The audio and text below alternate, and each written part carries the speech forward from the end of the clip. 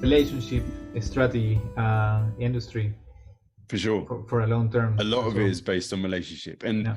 clearly it works, because otherwise there wouldn't be, cleaning business, 7-figure, 8-figure cleaning businesses. But there has to be like a varied approach. You can't just rely on relationships, because, I mentioned, how can you track anything? You can't really track a relationship. How can you estimate when a relationship is going to come through and give you a referral? You can't. So they're nice when they happen, but really you need to be doing something consistently to kind of, to be able to estimate how many opportunities you can create for yourself. And then the stuff that comes through referral or networking or anything like that, that's a bonus. That's just icing on the cake, no? But yeah, to go back to your point, AI, it can have a massive impact. We were just speaking before we went on, the impact that it can have within a business. I just think the cleaning industry will be very slow to adopt it, personally. Yeah. In the UK, like I said, most of my experiences in the UK, I do speak with cleaning business owners in the US, and they are miles ahead of the business owners that I speak to in the UK, in terms of, thinking outside the box, in terms of, doing outbound, in terms of, stuff that they can automate and outsource, and bringing in the right support and all that. They are much more creative in their approach. So yeah. Wonderful. Well, Matt, let me mention that certainly in the sense of the industries developing technology, adopting technologies, we normally used to tend to see what's going on in the US, what's going on in the UK, and nowadays we start seeing it as well. Holland, Amsterdam, Paris, Berlin. Taking leadership in a few sectors. Yet in the sector of in the hospitality sector, in the cleaning sector, in the tourism sector, I'm sure that actually that there is a lot of that we still have to learn from the UK. Maybe. I can't speak for other sectors. I know the cleaning sector. I don't know it well enough yet, but so if I will ask you, for example, because this is something that I consider that it's important as well for us as a SaaS developers. What do you see are the, let's say, the biggest challenges that founders and clients of yours normally have? So the biggest challenges are for the clients that we deal with, having generating leads consistently. Yeah. But that's the biggest challenge that they feel that they have. The biggest challenge that I see is that they don't use enough technology within their business. They don't automate enough. They don't make their life easier by going through the pain of either moving to some sort of online platform to help manage certain processes, setting it up. They're not prepared to suffer the short-term pain for the long-term gain, or which is probably even more likely, they're just not aware enough. They either they don't know and they don't have any interest in finding out, or they don't know and they don't know where to start to look. And again, this isn't applicable to everyone. This is just applicable to the sample set that I've spoken with. 100 plus cleaning business owners. That's a fraction of the business owners in the UK. But if I look at the different size of business owner that I've spoken with and kind of extrapolate it out, then that's how I kind of come to the conclusion of, well, if I've spoken with 20 of this size and 19 of them say, I don't know, I don't have any of this, then I can multiply that out and think, well, you know, 95% of the people that are of that size are going to have a similar sort of problem. So yeah, I think the challenge is like a paradigm shift, no, is getting people to understand that there are tech solutions that are available, and yes, they do require a learning phase and a transition phase to integrate within the business. But once you've gone through that, then I mean, it frees up your time to focus on your most important tasks, no? And that's important. Yeah, completely, man. You know, Matt, just to tell you a little bit a story as well, what happened to us.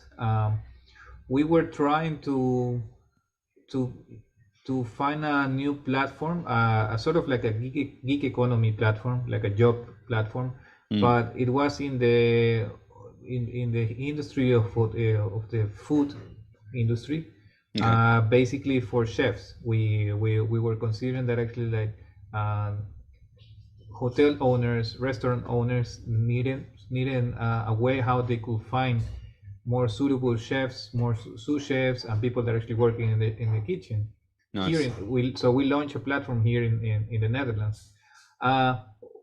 For our surprise, was that for us was very logical. That the platform will help everyone. The chefs will get jobs faster. The restaurant's owner will. For us, was like the Fiverr of the restaurants.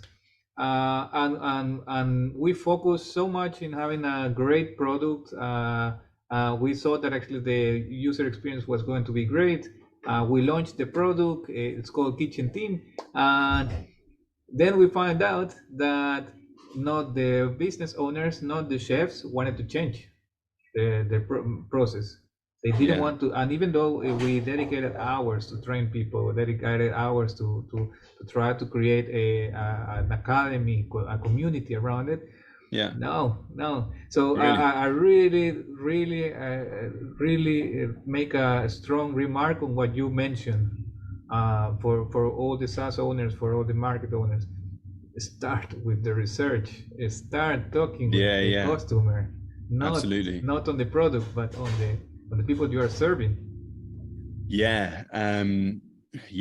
You know, ask questions and listen. I think, and look, again, this is the approach that I've taken now is very different to how I did stuff before. When I started my cleaning business, I was like, okay, well, it's cleaning. I'm going to research, you know, the different type of cleaning services, the different products, what equipment's needed.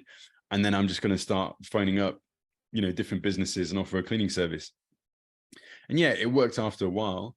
But the approach this time around was, you know, I need to understand who I'm serving. Like, I need to understand who they are, what their problems are, you know, what are the challenges, what are the limitations, and then what is going to be the right sort of solution.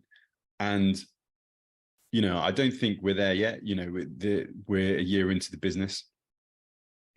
But the more you learn, the more you can iterate and tweak your product, right? As I mentioned before, when we started, I wasn't sure what size of cleaning business to go after. Okay, you speak to a bunch, you get the feedback, and you kind of spot trends or common scenarios that you tend to come across, and then you know, you think, well, where can I provide the best sort of solution? You know, find, I guess, product market fit, although we're not a product, we're a service, but you can productize that, and then it's you know, finding the sweet spot, creating your value proposition, and going out and you know, finding your first 1, 2, 3, 4 clients and just serving the hell out of them, and getting your case study and getting your experience, and, you know, getting the learning lessons out of the way to you know, improve your product or service, and find out what else people struggle with as well. You know, is that a feature or is that a service that you can start to introduce now? Is it something that you can introduce later? And I didn't take this approach when I started my cleaning business. I just didn't. I just went, okay, cleaning. So businesses, let's go.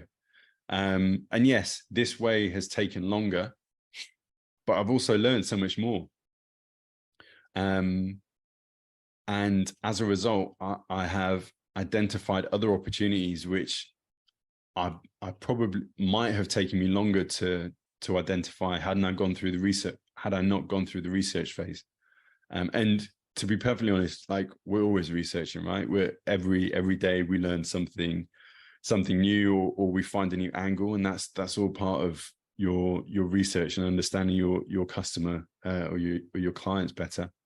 But yeah, that's massively important. And in particular in cleaning, in January, I looked at, and I tweeted this out, I think, cleaning businesses under £1 million revenue offer 8 or more services. Cleaning businesses between 1 million and I think 5 million offer 5 services on average. Cleaning businesses that are sort of 10 million plus offer 3 services.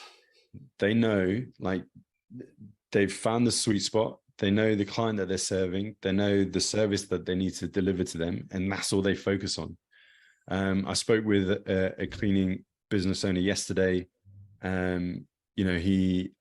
He's currently got a group which is turning over about 18 million. And he's like, look, I focus on daily office cleaning, education, and healthcare. I don't want anything else. If there is anything else that comes out, I'm not interested, because he knows that daily office cleaning is going to get Monday to Friday. He's going to get consistency. It's easy to manage. It's regular. Generally, businesses will sign up for 2-3 years, renew for another couple. So there's enterprise value in the contract length. Education, a lot of the time you have to tender, particularly with government contracts. They're 3, 5, 10-year contracts. I mean, he knows his clients. He knows what he needs to deliver to them, and he's super focused. And that, if you look below $1 million, they offer everything: office cleaning, end of tenancy cleaning, builders cleaning, carpet cleaning, window cleaning. Like, I clean everything. Okay, great. So who are you going after? And it's that element has been a challenge to explain, to smaller businesses, and even actually, to $1 million plus businesses. But I think they through a process of elimination have kind of identified, the markets that they want to operate in. So it's a little bit of an easier sell. But yeah, man, research. Wow. Always be researching. Wow, it resonates so much, with also the concept of profit first.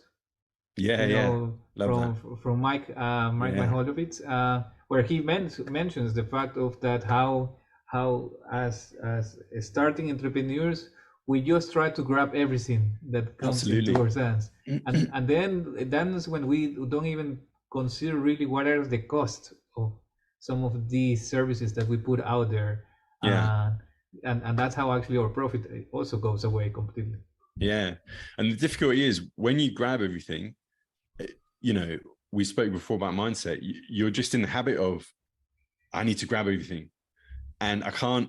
If I just focus on one client, does that mean I have to ignore everyone else? No, it doesn't. But it does mean that you've got a clear message. You're